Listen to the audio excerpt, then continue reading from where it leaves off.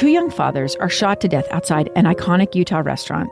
I said, your dad has been hurt really bad. The grief was disorienting for those left behind, until one choice changed everything. I just remember writing this letter, and it wasn't me writing it. Can a personal decision shape generations? We're all falling for this guy's trick. I'm Amy Donaldson. Season 2 of The Letter, Ripple Effect, is available now. Follow us at theletterpodcast.com or wherever you get your podcasts. Lemonada.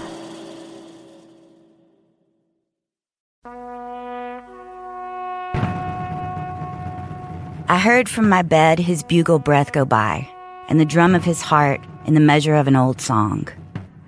I shall travel into silence, and in that fierce country when we meet, he will know he has been away too long. Judith Wright, Lost Child. The dim blue light of pre-dawn began to warm as Art Lang arrived at Duchesne County's makeshift search command post. Art, I'll remind you, is the backpacker and mountaineer who hiked the Uinta Highline Trail about a week behind the missing Australian trekker Eric Robinson. Art had finished his hike on a Friday afternoon. Now, on Monday morning, he was eager to join the hunt. I said to myself, I'm going to go back in, and I loaded up my pack again. He parked near a grove of quaking aspen trees, surrounded by sagebrush, just off to the side of Moon Lake. It was the start of August 15th, 2011, day 8 of the search for Eric. And in Art's view, the sheriff in charge of the search was, at that point, kind of desperate. Desperate for help. Desperate for ideas. Desperate for a stroke of good luck. Eric's wife, Marilyn Koolstra, and her daughter, Rachel Marsden, were desperate too. Desperate to be included, to be taken seriously. They felt the Duchesne County Sheriff had held them at arm's length ever since they'd arrived in Utah, failing to return phone calls, not involving them in the search efforts. And Rachel came with her hiking boots and her hiking gear. She was equipped and ready to go out there and search for her stepfather, more her close friend than stepfather. She was a woman of action and wanted to be useful. So at the same time Art was arriving at Moon Lake, Marilyn and Rachel were on their way to the headquarters of the Duchesne County Sheriff's Office. I think it was like 4 a.m. and they were driving. It was a long drive just to get to there. It took about an hour to get from the house where they were staying in Park City, Utah, to the small rural town of Duchesne.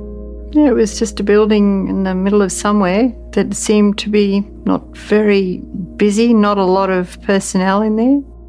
The sheriff's chief deputy, Dave Boren, escorted Marilyn and Rachel into a room called the EOC, or Emergency Operations Center, a utilitarian space with fluorescent lights, plastic folding tables, and a bank of landline telephones. It was supposed to be the nerve center of the search, but to Rachel, it seemed strangely quiet. It was like, really? Is this it? There's just like you and us? She'd expected to see a crowd of people getting ready to head out into the mountains. Where were they? Boren explained the searchers were meeting at Moon Lake, about a 45-minute drive farther north. That's where Rachel wanted to be, not in some office building. She said she wanted to go out looking for Eric. You know, I think I made it known that I felt that I could do that, and I was willing to do that if they thought it was helpful. Boren told her that wasn't a good idea. It was like, you leave it to us, we've got this under control. In the eyes of the sheriff's office, placing a family member of a missing person in the mountains, especially one who had never set foot in the Uintas before, was a recipe for trouble. But to Rachel, the response felt dismissive and patronizing. Like, don't you worry, little lady. Let the big boys handle this. Marilyn and Rachel's first in-person meeting with the people in charge of the search was off to a rough start, and it got worse when someone, Marilyn doesn't remember who, tried to break the tension with a joke. They said it was a good thing she'd been in Australia when Eric disappeared. After all, the romantic partner is always the prime suspect. Yeah, that was the comment. What a wild thing to say to someone's spouse who's just flown across the world. Yeah. But, thankfully she wasn't there and they didn't waste time and resources. Rachel laughs about it now, but she wasn't laughing then. The search for Eric was entering its second week, and she knew the odds were against him. Too much time's passed. There's something untoward's happened, but what's that untoward? And are we actually going to figure that out? Search and rescue missions are expensive. They require huge expenditures for wages and overtime, equipment, food, and fuel. They also expose the rescuers to risk. Searchers can confront the very same hazards that caused the person they're looking for to go missing in the first place.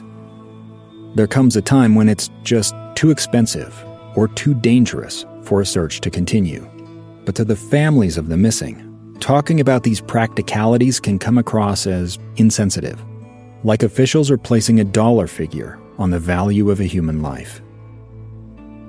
While researching this story, I came across a study that analyzed 5 years of search and rescue data from the state of Oregon. It said most survivors were found within 2 days of a person being reported missing, and almost all searches concluded within 4 days, with the recovery of the victim either alive or dead.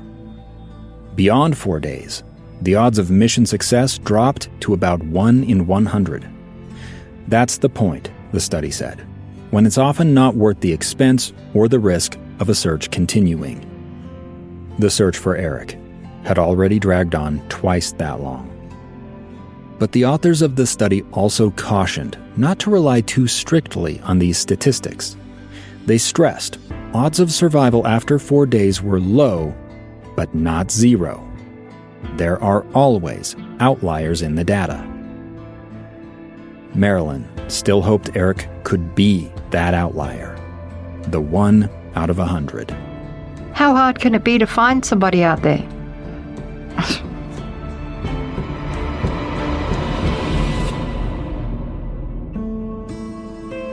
My name is Dave Cawley. You are listening to Uinta Triangle, an audio documentary from KSL Podcasts. This is episode 6, Dead Reckoning.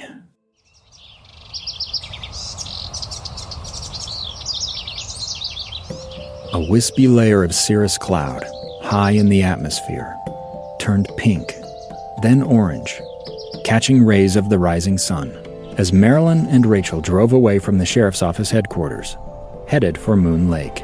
It was such a trek to even arrive at where they were searching from, but it was a big process. Moon Lake sits right on the southern boundary of the High Uintas Wilderness area, about 12 miles or 20 kilometers south of the Highline Trail.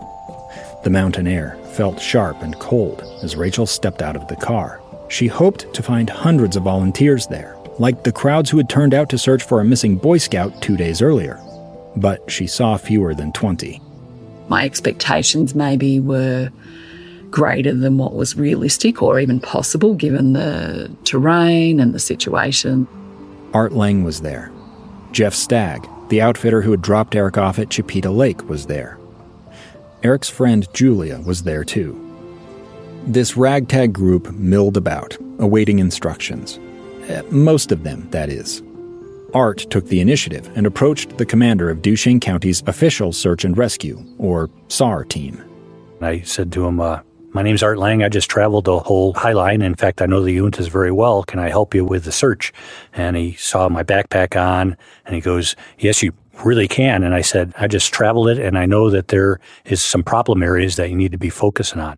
One of the problems facing the official SAR teams was their personnel didn't have much firsthand experience on the Highline Trail. So I said, I want to see the map. Let's talk about where you should focus your efforts. It had been a day and a half since a scoutmaster had come forward with a story about encountering Eric way off the Highline, along Yellowstone Creek. The sheriff's office had searchers out on horseback following up on that lead. Art thought they might be overlooking an area a bit farther to the west, an area he called the navigation crux, meaning the section of greatest difficulty for finding one's way. The crux wasn't one single spot, but instead a series of route-finding challenges. And I said, the navigation crux is this place, this Uinta in the Lambert Meadows area. We've talked about this bit of the Highline before. The Uinta Basin and Lambert Meadow is where Art had encountered a large herd of sheep during his hike. The upper Oweep, close to that navigation crux, was missing a trail because it was just hundreds of sheep trails going every which way, and every blade of grass was down to the nubbins or gone. Art imagined a scenario where Eric lost the Highline Trail because of sheep damage, or took the wrong path because of a broken trail sign. Maybe while wandering, Eric found a creek and tried to follow it downhill to civilization. If you're walking totally unguided, you'd be tending to follow the creek down. That's one of the navigation cruxes I was speaking about. That would have carried Eric down into the trees, where he and his red backpack couldn't be seen from the air.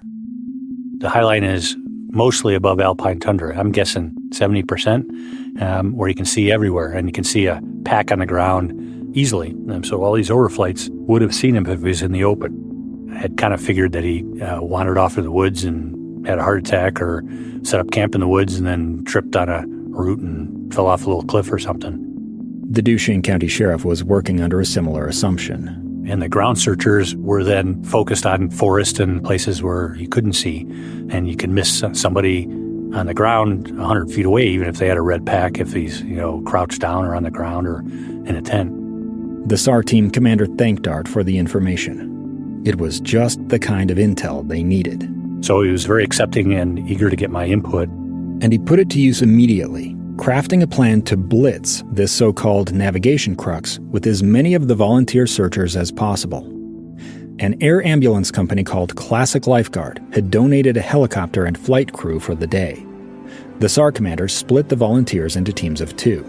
He said the helicopter would fly them in. The teams were to work their areas until about 3 or 4 in the afternoon, then return to their drop points so the helicopter could fly them back out. And then at the end of that, I said, but I'm here to actually go search, so I want you to fly me up into this navigation crux, and I'm going to go looking for this guy. Art had loaded his backpack with supplies and provisions to last a few days.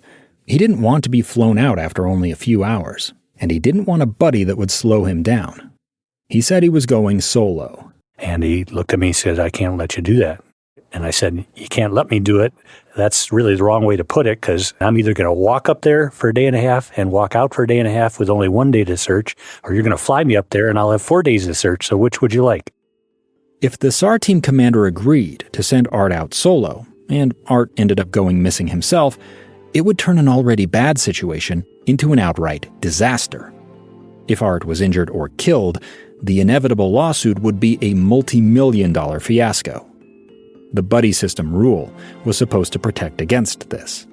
But Art didn't care about the rules. The sheriff's deputy took pause. And he said, let me talk to some people. And he got on the radio and called the actual sheriff. And the sheriff said, let him go in, but he's got to be accompanied.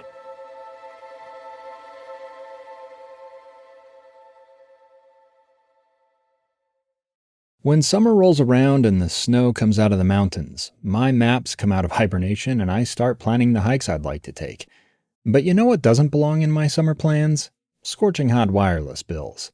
Mint Mobile is a great way to avoid paying too much. All plans include high-speed data and unlimited talk and text delivered on the nation's largest 5G network. You can use your own phone and bring your own number when you switch. And for a limited time, Mint Mobile's offering 3 months of unlimited premium wireless service for $15 a month.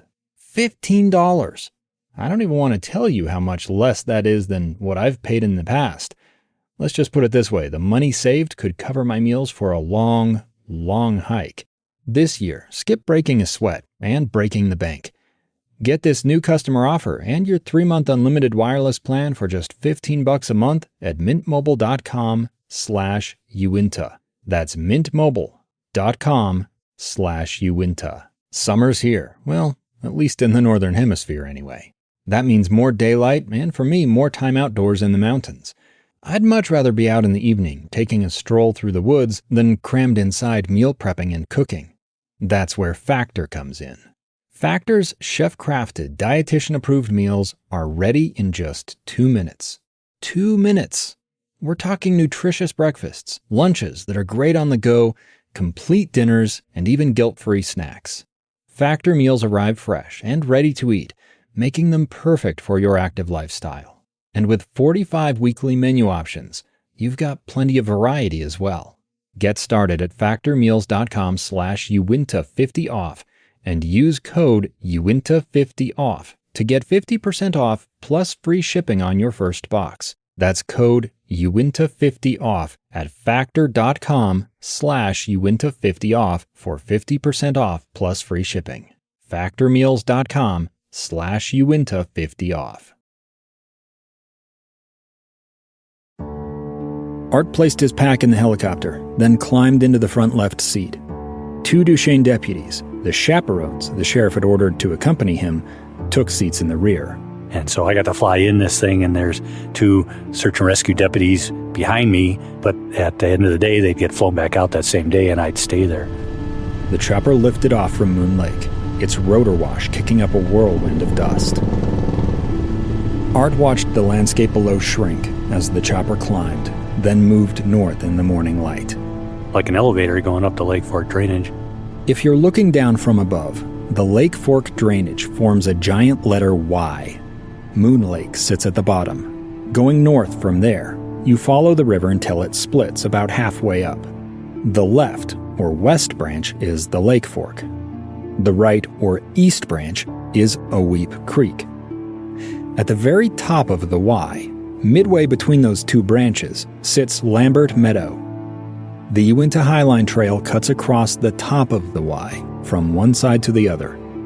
That entire stretch encompassed the section of trail Art called the Navigation Crux. Again, the plan for the search was to saturate this crux with as many people as possible. Art and his chaperones were the tip of the spear. The helicopter dropped them in an open space near Lambert Meadow. I got out with my full pack and started setting my tent up. The aircraft took off, and they were quizzing me, well, are you going to stay here by yourself? You know, there's bears and other dangerous animals here. Art knew risky wildlife encounters in the Uinta Mountains were rare. The grizzly bears and wolf packs that once inhabited these mountains were killed off by ranchers decades ago. Black bears do still live in the Uintas today, but they tend to be small and shy. And I said, I'm used to being by myself out here, and I feel bad that you're feeling bad for me. Don't. I'm here by free will, and frankly, I don't need you here to walk around with me. You're supposed to stay there the whole day and start searching. Interesting, because they were not really well equipped to walk much. They had cowboy boots on and jeans and water bottles stuffed in their pockets. The deputies were from the ranching communities of Duchesne County. They were both used to being outside, but weren't long-distance hikers. Maybe somebody can walk 10 miles in cowboy boots, but I'd like to see it. Art didn't get a chance to find out. Because by the time I got my tent set up, getting ready to start walking, the helicopter shows back up to haul them out.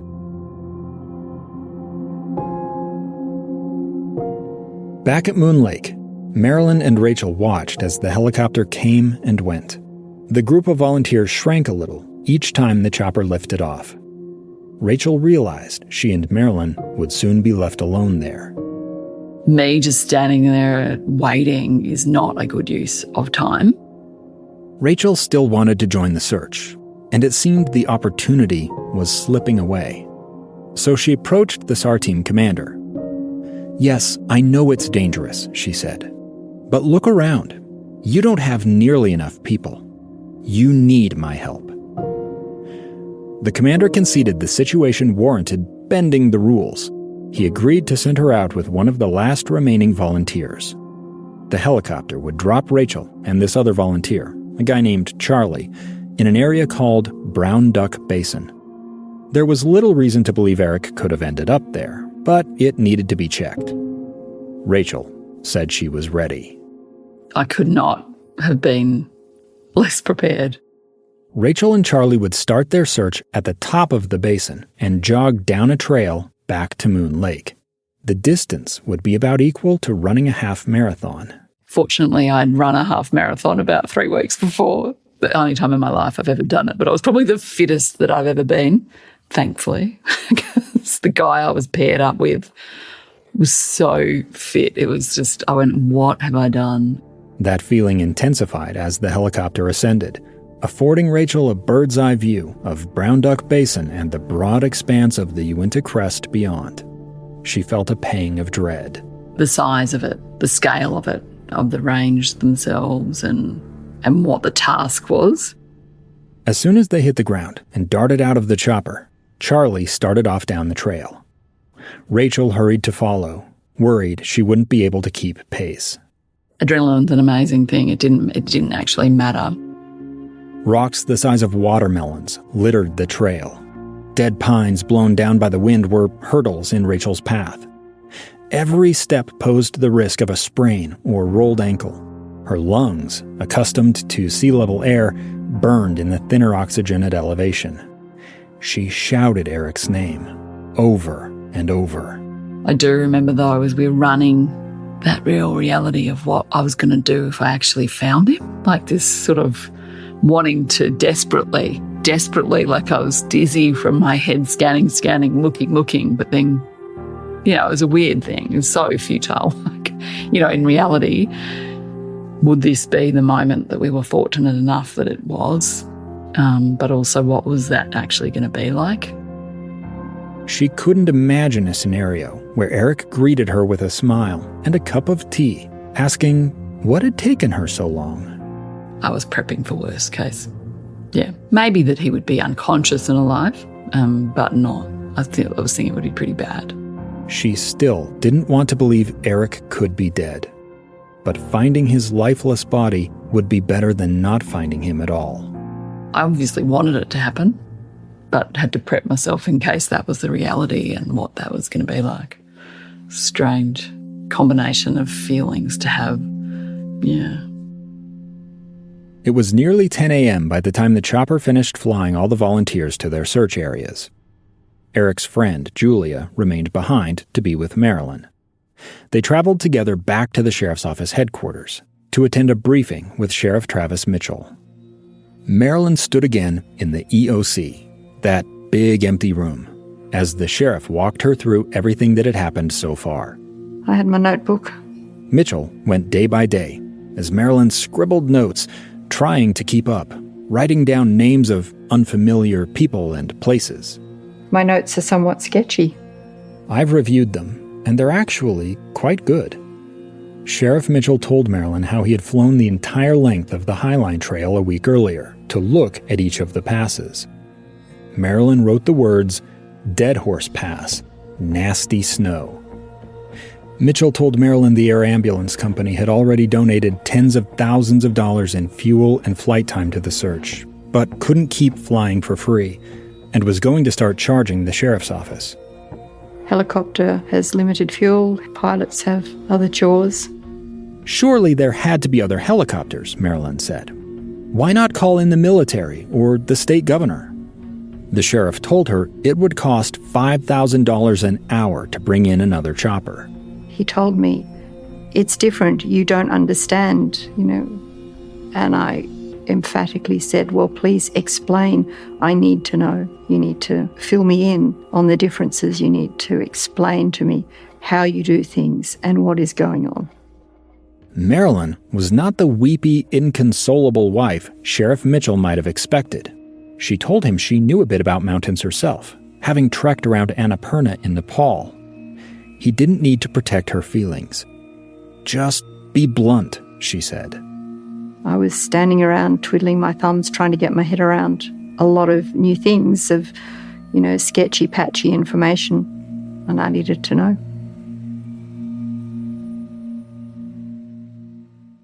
A KSL TV reporter arrived early that afternoon to update the station's story about Eric. Now, 8 days after his expected return, Duchesne County Sheriff Travis Mitchell says his deputies are searching a 60-mile-long trail with very little to go on. We're looking at, on our side of the Uinta Mountains, somewhere in the neighborhood of about 400,000 acres.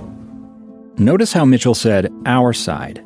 Duchesne County only covered the south slope of the high Uintas. I'll remind you, Summit County was responsible for the north side, but had declined to join the search.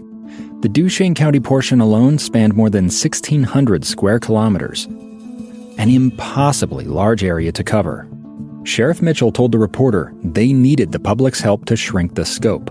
Get somebody that's seen him other than where we have now, then we can maybe narrow our search area a little bit smaller. That'd help us immensely. In the meantime, Marilyn does what little she can, keeping family members up to date as she closely watches the search. We have 5 children and 9 grandchildren, and it's pretty hard for those back in Australia. I covered many search and rescue missions during my career as a news reporter. There's often a telling moment when a search drags out where the officials switch from saying rescue to recovery. That's when they admit to themselves and to the public the person they are looking for must be dead. Sheriff Mitchell wasn't calling it a recovery just yet, but Marilyn could sense the shift coming. I got the sense that hope of a positive finding had fast dwindled. The chief deputy, Dave Boren, went over detailed weather reports, beginning with the day Eric had last been seen by the Boy Scouts.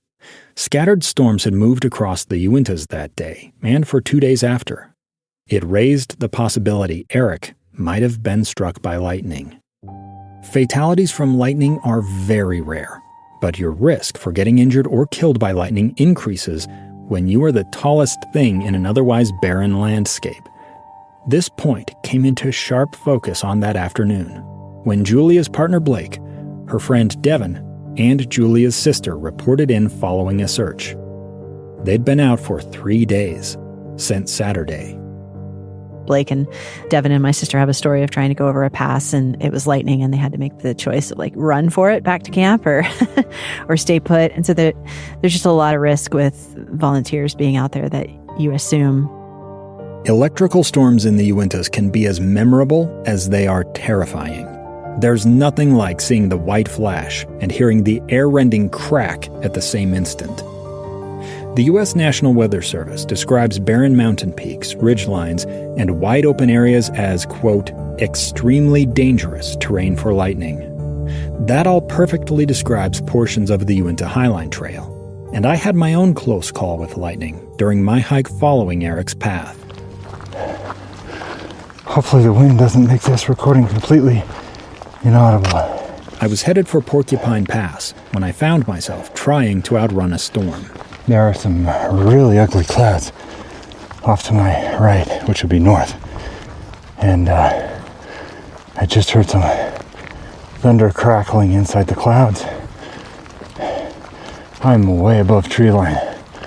I'm in wide open tundra. Just rocks, grass, and little bushes about shin high, spaced very sparsely. So if the weather comes in any significant way, I'm going to get the brunt of it. The Weather Service suggests getting inside a car or building when you see lightning. But I was in the wilderness, with no car or building anywhere in sight. Mountain hikers usually try to get over passes early in the day, when weather tends to be calm. But sometimes, storms don't stick to predictable schedules. I was caught in the open, the tallest thing around, a literal lightning rod. So if you hear me breathing heavy, that's why. I've got to push. Cold wind made my sweat feel like ice. I paused to catch my breath before ascending the final few switchbacks to the top of the pass, only to have the sky remind me not to dally. That's not scary. That's not scary at all. Alright. Walking away from the thunder. Everything to my back is dark. Super ugly. Really ugly clouds coming over from the north. Like, I am just missing this storm. I'm right in front of it. I crested the top of the pass and looked down into the Uinta Basin, a big, beautiful meadow. Oh my word. And the view into the Uinta. There it is. Frickin' Uinta. Oh my word. That's gorgeous. That is unbelievably pretty. From my perch at the edge of the precipice, I could see a long wall of cliffs to my left, boxing in the south side of the Uinta Cirque. The spine of the Uinta crest formed another barrier to my right. Between them sat the Uinta, a long, narrow valley. The Highline Trail, a thin stripe of brown, cut through the grass far below. The vertical relief made me feel like I was in a Jack and the Beanstalk fable, and the rumble of thunder from behind told me a giant was about to catch me.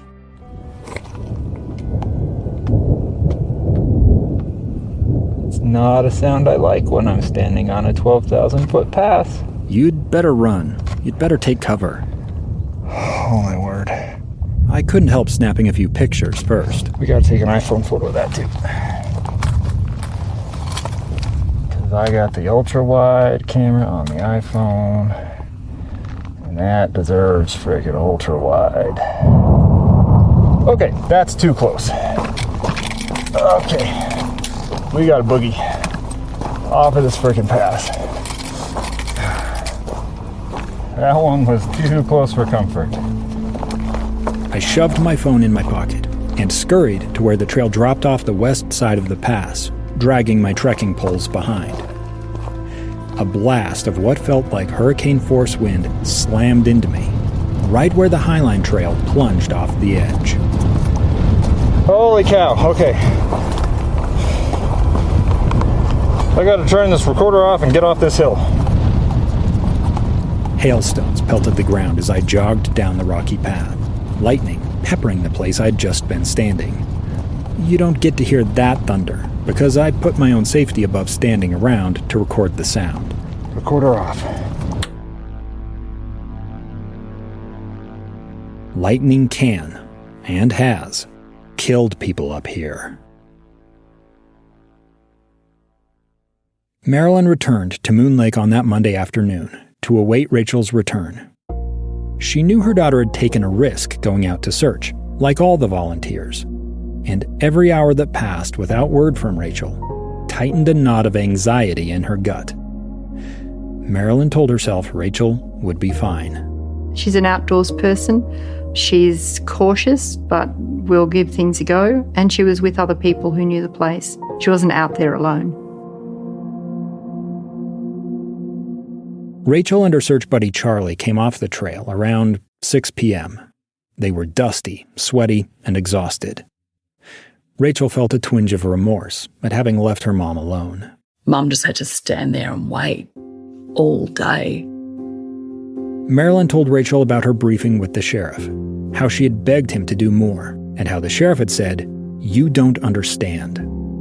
Rachel spat out a few choice words. I was probably, swearing and being frustrated and perhaps a little bit more quick to judge in my frustration, whereas she was probably a bit older and wiser and a bit more measured, I think. They waited at Moon Lake until the last of the volunteers reported in. None had any news to share. So, Marilyn and Rachel then started their long drive back to Park City. Once back in cell service, Rachel called her husband, Jeremy. She couldn't find words to describe her experience running down the trail, wondering if she might see Eric's lifeless body. Jeremy went to Google Maps and zoomed in on Brown Duck Basin. It was just a tiny corner of the Uinta Range. That's when it hit Jeremy. Eric goes, I'm going to go onto this trail, right? You go, yeah, okay, off you go.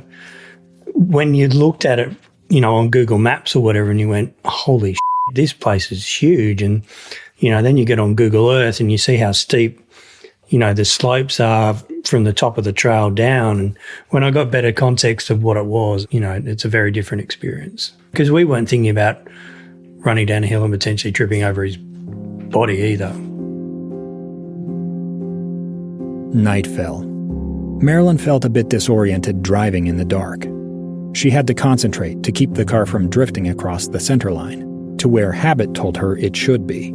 Australians drive on the left, Americans on the right. Rachel knew they were headed back to Julia's place, but didn't know the way. We were very reliant on Julia, who lived in Park City. They had Julia's address, but at some point realized that wasn't where they were actually staying. Remember, Julia was house-sitting for a friend. The friend's house is where Marilyn and Rachel were supposed to go, but they didn't have that address. Rachel felt her patience starting to slip. I'd been really focused on a task until that point. The task of finding Eric, which was beginning to feel hopeless. On top of that, she was now lost on some dark highway in a foreign country, physically exhausted and emotionally spent. In a moment of confusion, Marilyn took the wrong exit off the highway. She realized her mistake and came to a stop, then put the car in reverse and started backing up the exit ramp. Rachel's exhaustion and frustration boiled over. She exploded, swearing at her mom. "What are you doing? Stop! Are you trying to get us both killed?"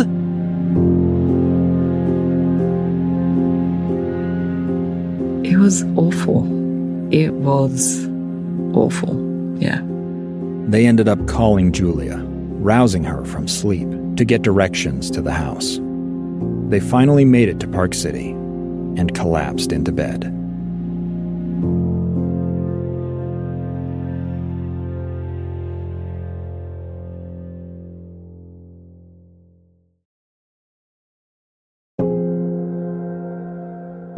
Marilyn, Rachel, and Julia all needed rest.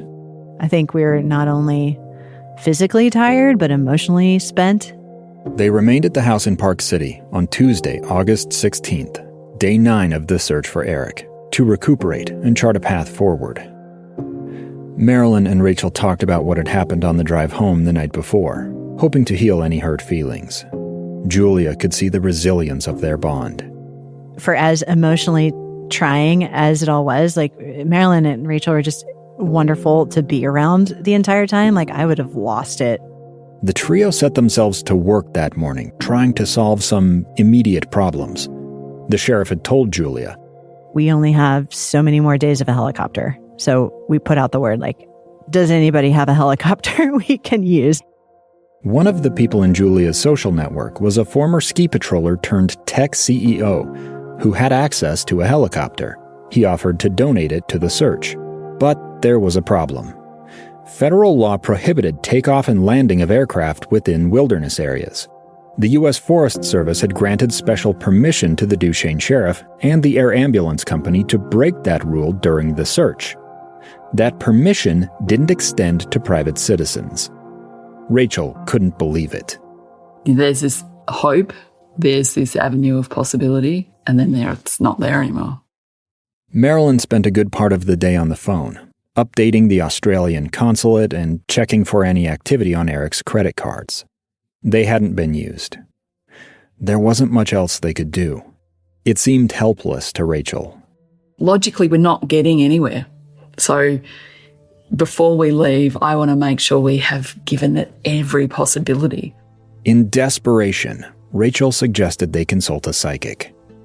I don't go to a clairvoyant in my day-to-day life. I don't believe in those things. Frankly, neither do I.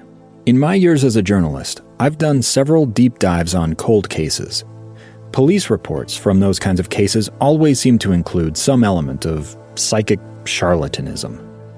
Never once have I seen a so-called psychic bring anything meaningful to an investigation. These people often suck money out of victim families. They're peddlers of false hope, predators on the despondent. I get that. But it doesn't stop you as a human trying to actually try every possibility. Chief Deputy Dave Boren called that afternoon. He convinced Rachel paying a psychic just to hear, "I'm seeing green. Eric's in a place with many trees," wouldn't help. The police talked us out of that and said, really, it ends up being a waste of resource. And at this stage, everything hinged on resources. You're in a strange country and they've told you this is the best we can do and you just have to take them at their word. Boren said he had managed to get one more day with the helicopter. But if they didn't turn up any new clues, the search would have to end. The last grains of sand were slipping through the neck of the hourglass. Marilyn said she would likely return to Australia at the end of the week. Boren requested she make a complete inventory of everything Eric had taken on his trek before she left. It seemed like he was covering, should we find somebody in the very near future, that, they'd be able to match the right person without having me to go back and identify. In her notebook, Marilyn wrote the words, "Running into roadblocks. People discouraged. No resolution. Not good."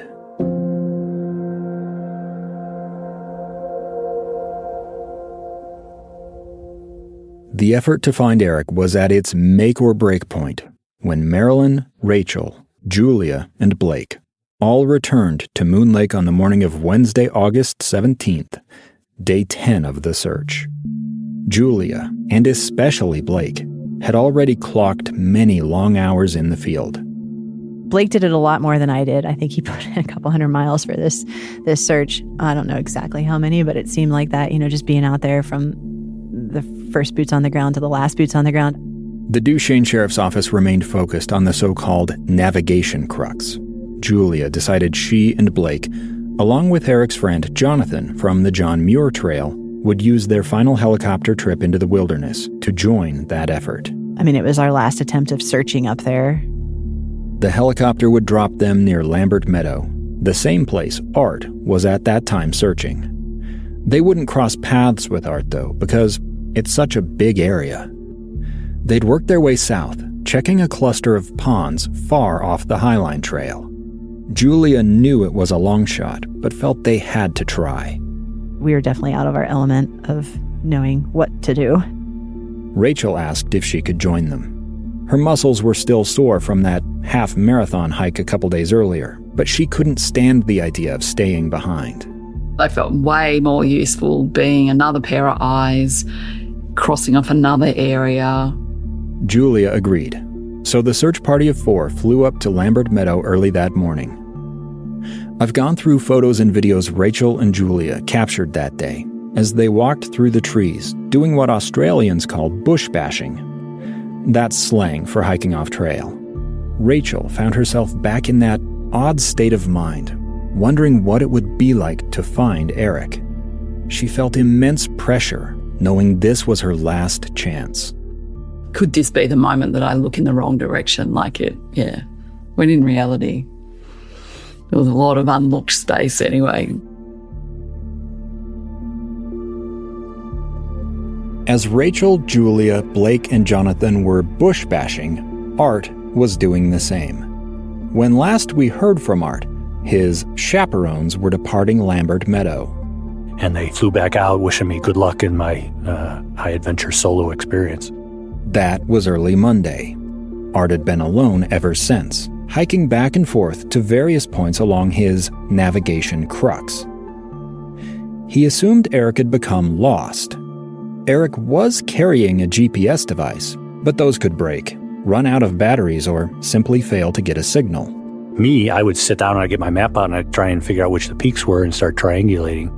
Orienteering, the skill of using map and compass, is a bit of a lost art in the smartphone age. Maybe he wasn't that skilled at that, or maybe that's what he was going to do if it got worse.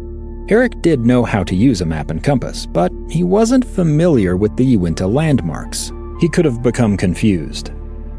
Art imagined where Eric might have gone. I knew where the cruxes were. I walked up the Oweep drainage. I'm going to jump back and forth from Art's search to my hike following Eric's path, so I can give you a first-hand account of what it's like traveling through Art's cruxes. I entered this crux after rushing off Porcupine Pass. The Uinta highline soon disappeared into a spiderweb of sheep trails, and the weather kept getting worse. There's not one hint of blue sky anywhere. The entire sky is gray. Steady rain fell as I trudged along. Looking down Lake Fork, there are clouds hanging down into the fingers of the side canyons. These swirls of mist blotted out the distant peaks. Thankfully, I have a pretty good mental map of the Uintas and wasn't worried about losing my bearings. I kept track of my position in my head by dead reckoning. That's a way of estimating your position using only direction and distance traveled. I regained the trail before long and followed it to an intersection. This is a trail split here. I've described this spot before. It's marked by a signpost made of a log with carved wooden boards bolted to it. Or I should say the boards are supposed to be bolted to the log. I found them sitting on the ground. Can you read that? 'Cause I can't. Those boards were also on the ground at the time of Eric's trek in 2011. Nobody had fixed this broken sign in over 12 years. Art told me this is common in the Uintas. Mainly because the Forest Service hasn't had the funding or had the opportunity to do any maintenance, so the trail is in decrepit condition, so it's mostly non-existent. Most of the signage is broken, fallen on the ground, or just actually missing. The trails Eric was used to hiking in Australia and New Zealand were marked with durable metal posts or blazes. A blaze is a visual marker, like a paint splotch or plastic reflector on a tree or rock. The Uinta Highline is not marked with posts or blazes. If the trail faded out beneath Eric's feet, would he know how to find his way? In my opinion, that was one of the biggest navigation difficulties of crossing the Highline Trail, was the lack of significant trail to follow. Art came to this same busted sign during his search for Eric. I wasn't going to see anything there because it's all open alpine tundra with great views, so a tent or a pack or a body would be seen from a helicopter. But I walked up to Squaw Pass, which goes over the divide down to the north. The name of the pass Art just mentioned was accurate when this interview was recorded. But since then, the U.S. Board on Geographic Names has changed it, along with more than 600 other place names across the country that previously used the SQ word. That's because the word carries racist and sexist connotations. You won't hear it again in our story. Instead, I'll use the name that applies now. Noguch Pass. Noguch is a Ute word that means mountain sheep or bighorn. But Rocky Mountain bighorn don't live in this part of the Uintas anymore, because domestic sheep wiped them out more than a century ago. The problem is that virtually all domestic sheep carry Pasteurella. If wild bighorns pick it up, it can give them a fatal dose of pneumonia. Nose-to-nose contact typically is what it takes, physical contact between domestic sheep and wild sheep. A Pasteurella outbreak can kill off 90% of a bighorn herd in a matter of days. The U.S. Forest Service manages grazing in the Uintas, but a different agency is responsible for managing wildlife. It's called the Utah Division of Wildlife Resources, and it tried to reintroduce bighorn to one small corner of the Uintas back in the 1980s. The state was only able to do that because the Forest Service banned domestic sheep from that same small area. But Noguch Pass is not part of it. In fact, Noguch Pass is one of the main routes herders use to move domestic sheep between the north and south sides of the Uinta Range. During Art's search in 2011, he peered out from the top of Noguch Pass, hoping to see Eric's tent or red backpack somewhere in the trees below. I saw no sign, saw plenty of animal prints, ungulate prints going over the pass, but no footprint sign. Art doubled back to the broken trail sign, thinking to himself, where else could Eric be? On my hike, I left that trail sign headed west along the Uinta Highline. I managed to follow the trail pretty well until it reached a crossing of Oweep Creek. Right at the crossing, I found a sheet of paper tucked in a plastic sleeve, pinned to the ground with a rock. It was a warning not to drink from the creek or stick my feet in the water. It said a day earlier, Utah's State Wildlife Agency had flushed the creek with a toxin called rhodonone to kill off non-native fish. I wasn't planning on taking a bath in Oweep Creek, since I was already getting a cold shower. But I couldn't just hop over the creek at the trail crossing. Sheep had eroded the banks, widening the waterway. I left the trail and scouted around a bit, bushwhacking through waist-high brush until I found a more narrow portion I could jump. But then I couldn't find the trail again on the far side. I walked back and forth looking for it, became frustrated, and decided to just keep moving west without a trail. Pretty typical for this part, this stretch between Oweep and Lambert Meadow. The Uinta High Line. Hey, I think I found it. Yeah, that's probably it. That may be game trail. I don't know. I'm gonna walk it and see where it goes. But that's why Art Lang called this the navigation crux, because the Uinta High Line from Oweep to Lambert Meadow, that trail just walked me into nothing. It's a mess. It's practically non-existent.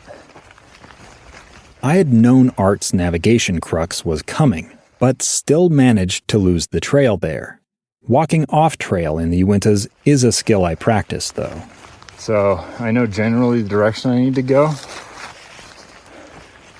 And so I just picked the best game trail and run with that and head in the direction that I think I need to be going, thinking that at some point I'll regain the actual trail, but who knows when that'll be. Dead reckoning didn't let me down. I soon spotted a cairn, a stack of rocks in the distance, headed toward it and regained the trail. Here, I am back on the High Line. Navigation crux. You gotta be good at figuring out where you are, where you're supposed to be. When you get off, get back where you want.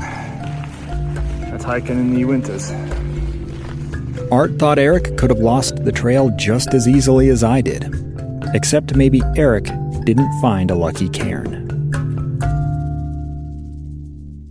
Art didn't find any sign of Eric during 3 straight days of searching. By Wednesday afternoon, he decided to head for home. Had a pretty much fruitless hunt. Started trudging out, and there was no helicopter to carry me out, but luckily it was downhill. From Art's camp to the search command post at Moon Lake was a walk of more than 15 miles, or nearly 25 kilometers. He made quick progress, but started to wear out about halfway there. I got a pack on, and I'm trudging along exhausted. I stopped, took my pack off, sat down next to a stream and pumped some water or treated some water, and I hear runners coming behind me, and coming down the trail are 3 runners, and I know one of them. A buddy that was a neighbor, he and his 2 running friends had been airlifted into the upper Oweep and ran the drainage down. They ran the creek down. They'd been lifted in that morning, and they were coming out. They were one of the last trips sent in to look for Eric. These runners encountered Art just below the center point of the Y I described earlier, where Oweep Creek and the Lake Fork River converge. And so they came running down, and they found me, and I was like leaking oil, tapped out. They picked up my spirits and escorted me out back to the trailhead. Marilyn was at that time waiting at Moon Lake. And I spent, a good part of the day sitting, walking along the road, steering clear of helicopters as they made their dust up and down, and talking with the sheriff for any sort of updates. They did take me somewhere where they had lunch at a diner somewhere, and I met the sheriff's wife there. It was a bit like a social outing to, calm the nerves and, be a little bit of normal. But nothing about this felt normal. Over lunch, the sheriff told Marilyn he couldn't keep pouring resources into a search that was, statistically speaking, not going to bring Eric back alive. They had decided that the search was being scaled back because it was, coming up to 2 weeks. Even worse, the chief deputy told Marilyn Eric's body might never be found. Dave Boren was the holder of that discussion. People have been up here. Sometimes we find them. But sometimes they don't. He said, it's such a wild, remote place. There are not a lot of people who come up here. It's likely that there will be nothing. The sheriff brought Marilyn back to Moon Lake. Art had by that point arrived there, on weary legs. He was loading his pack into his car when he spotted Marilyn. He recognized her, having seen her a few days earlier, but he hadn't talked to her then. So he walked over and introduced himself. They chatted briefly about Eric and his many adventures. And I think that she thought it normal but eccentric of him to go off all over the world backpacking by himself.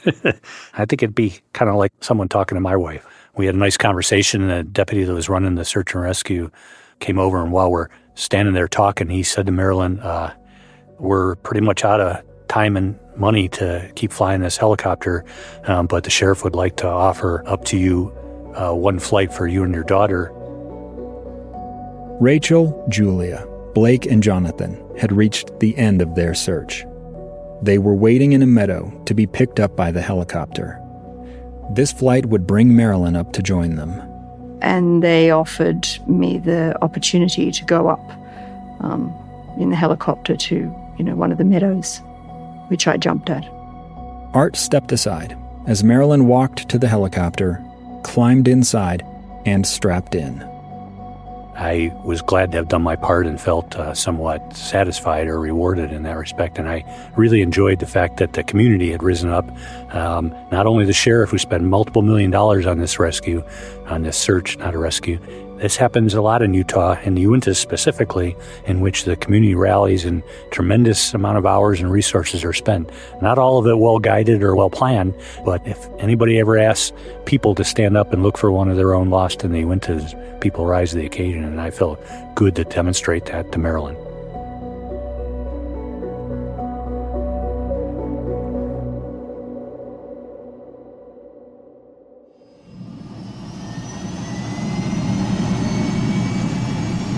The helicopter rotor began to spin. It picked up speed, the sound of it slicing through the air, growing louder with every pass. Marilyn watched the blades from her seat inside the helicopter until they became a blur. The chopper's skids lifted off the ground. It hovered for a moment, then the nose tilted down and it started moving forward. Marilyn watched out the window as Moon Lake slipped by below. It was a very calm day. It was beautiful sky, beautiful blue skies. It was a little chilly once we got up there, but it was a beautiful day.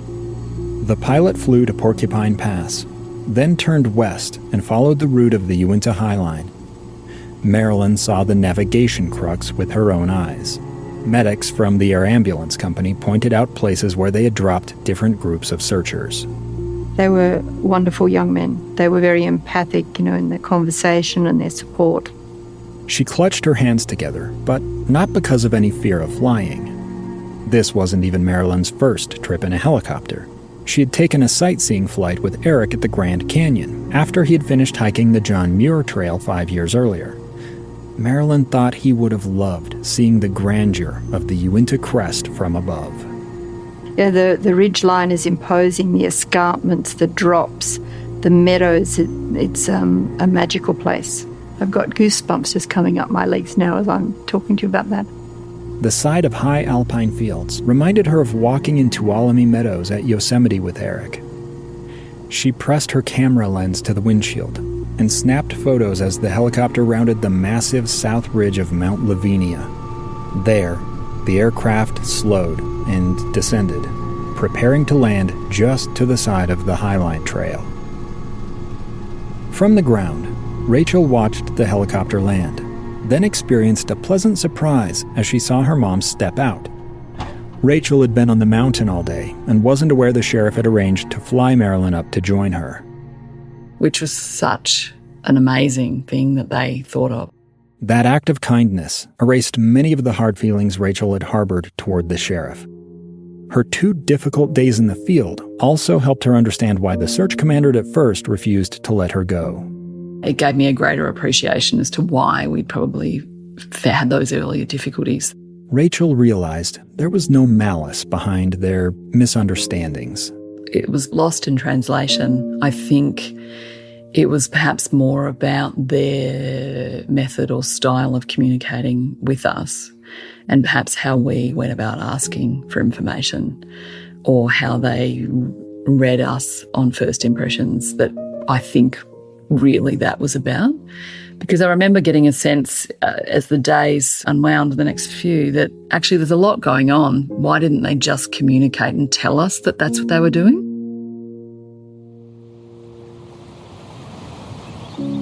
The meadow was an open space, ringed by pines. Wildflowers carpeted the ground. The Lake Fork River, just a stream here, so close to its headwaters, ran along one side, giving off a placid gurgle. In all of Rachel's travels around Australia, she had never encountered a place quite like it. We don't really have meadows like that here, so it was really striking to me. Rachel embraced her mom as they both stood on the Highline Trail, at a place Eric might have also stood, only days earlier. We talked about what Eric might have been thinking and seeing and appreciating. Marilyn had come to Utah with an empty suitcase. She'd felt Eric was dead and thought she would need space to carry his possessions home. Now, she accepted she must return to Australia without even an explanation of what happened to him. Rachel, too, tried to make peace with the idea of never knowing. I felt fortunate to have a sense of where he was. You know, if we weren't going to find him and take him home, to actually physically have been where he was actually felt like a real privilege. It was Eric's place, and I understood why he wanted to walk through there. You know, magnificent. You know, if his number was up, if his time had come, this is where he would want it to be. And it was beautiful. They both understood. This was the end. If this was to be the conclusion, he couldn't have chosen a better place in terms of the nature that he adored. The conclusion not only of the search, but of their life with Eric. They reminisced about all the wonderful times they had shared with him. Rachel remembered his strong sense of right and wrong, his temper, and his tree hugging. How he had taken the family to rallies protesting logging or in support of the climate. He loved the environment. So it seemed somehow fitting that this small, impromptu gathering in an alpine meadow would be Eric's funeral. Rachel, I think, said to me, "What are we going to do?" I go, "Well, you know, it's a very Scottish thing to do, to build a rock cairn." So we all scarpered around, gathered suitable rocks and made them into a rock cairn to leave there for Eric. And we took that moment to use that as a final goodbye, because I wasn't going to be able to get back there again. The helicopters were being pulled out. I didn't know if I would ever come back to Utah.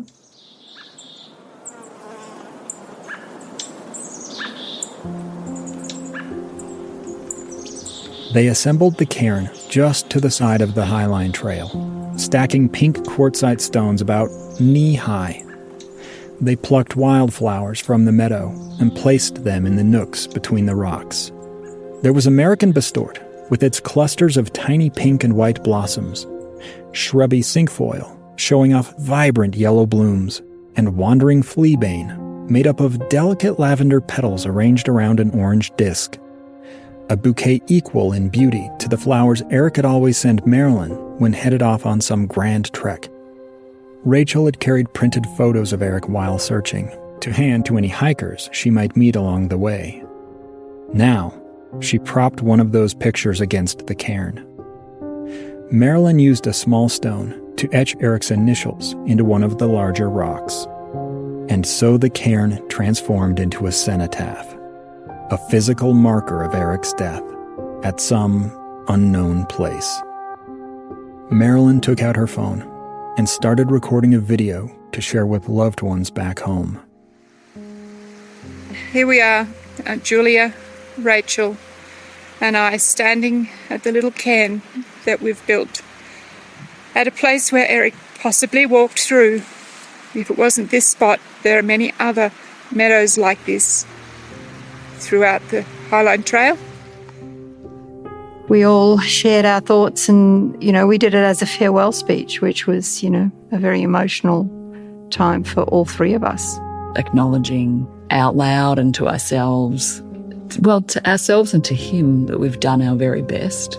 We have done our best to try and find you, but we can't do any more. And even though you'll be here, you'll be with us in so many other ways.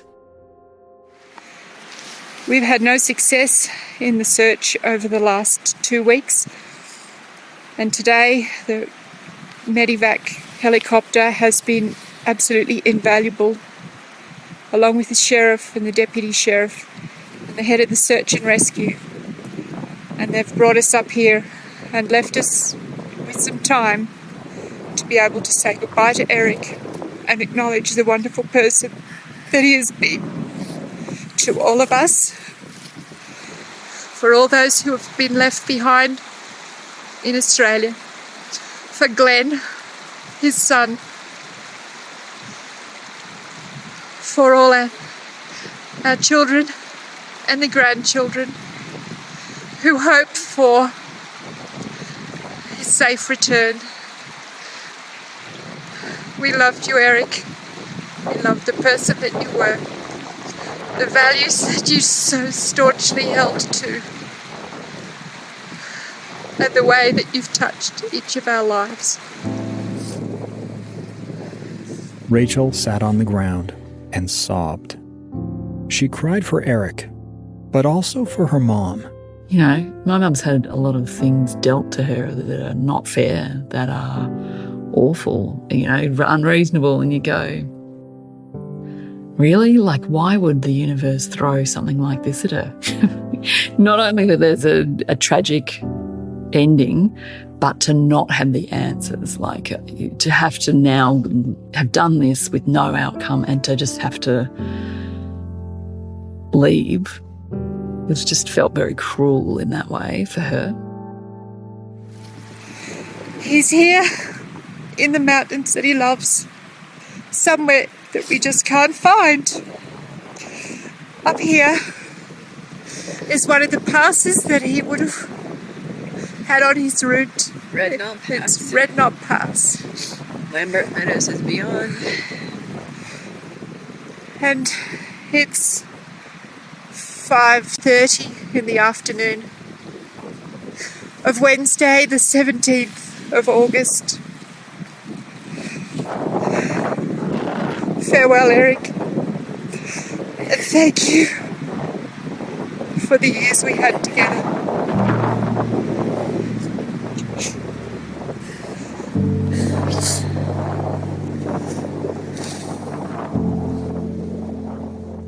Later that night, after they had flown off the mountain and driven away from Moon Lake for the last time, Rachel sent a final email update to family and friends, letting them know the search was over. Mum and the sheriff have concluded together that everything possible has been done. Their feeling is that Eric has come up against something he was not able to overcome. Our conclusion, and that of the sheriff's, is that the mountains have decided to keep him. Maybe not forever, but certainly for the time being. Together we built a cairn on the edge of the meadow, overlooking a stream. Inside we enclosed a photo. We scratched his name onto the rock, and we picked some wild flowers and decorated the cairn. We spoke our words of love and thanks for Eric, our words of sorrow that we could not find him, and our words of appreciation that Eric will remain in a wild, beautiful and mountainous place. Hope is a flower that can sprout even from infertile soil. Maybe he's still out there and he's still alive, you know, because you don't know. Julia and Blake didn't stop looking for Eric after the official search ended in August. Kind of like, well, maybe he'll show up. You know, he's a pretty resourceful guy. Hunters replaced hikers in the high Uintas during September and October, but none of them stumbled across Eric either. Russ Alston, the Boy Scout leader who was one of the last people to see Eric, also held on to hope. He never came out. He's somewhere up there. Someone will find him. Russ worked as a commercial airline pilot based in Salt Lake City. Air traffic going in and out of Salt Lake often passes along the flanks of the Uinta Mountains. Heading east, towards Denver or other points, you're on the north edge looking out the right side of the airplane at the high country of Utah. He sometimes gazed out from the cockpit at that sprawling expanse and wondered what could have happened to Eric after they parted ways along the Yellowstone River. I can trace the trail through the drainage from the trailhead. I can see all the other ravines. I'm thinking about him, where is he? He can be anywhere up there. But surely, Russ thought, someone will find Eric.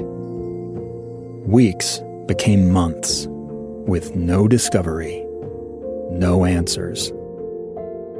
Then winter came to the Uinta Mountains. And in the winter, when you fly past that, it is just snow blanketed. It looks like a solid blanket of white. That blanket smothered the last flickers of hope. Eric, the Scotsman who hated snow, was presumably buried under it, among the forest, cliffs, and canyons. But he wouldn't remain hidden forever.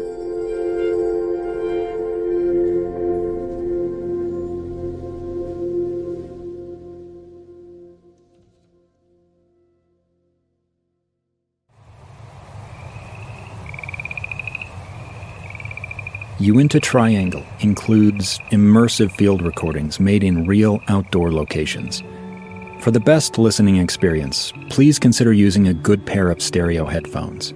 And if you'd like to build a better picture of the places we visit, you can find maps, photos, and video at uintatriangle.com. That's Uinta, spelled UINTA, triangle.com. Find us on social media using @UintaTriangle. Bringing you this story has been an effort years in the making. To support this kind of work, please follow the show and share it with your friends. You can also help us by subscribing to Lemonada Premium, right in your podcast player. It gets you access to exclusive bonus episodes. Here's producer Andrea Smartin with a peek at the latest bonus. Do you ever wonder what will happen to the places you've lived or the gardens you've cultivated after your death? In bonus episode 6, Dave visits the grounds of Volkstone Primary School with Marilyn, where Eric's garden and frog pond still live. She reflects on his dedication to the garden and what it meant to be part of that community when she returned home without Eric. Uinta Triangle is researched and written by me, Dave Cawley. I also did the field recording. Andrea Smartin is lead producer and sound designer, with contributing producers Ben Kubrick and Jenny Ament. Our main score and original music are by Allison Leighton Brown. Additional voices in this episode from Jenny Ament. Uinta Triangle is a production of KSL Podcasts and Lemonada Media. My personal thanks to the following past and present members of the KSL Podcasts team: Aaron Mason, Amy Donaldson, Felix Bennell, Josh Tilton, Kellyanne Halverson, Nina Ernest, Ryan Meeks, and Trent Sell. Finally, from me to you, please remember, wherever your life's trail takes you, none of us ever truly walk alone.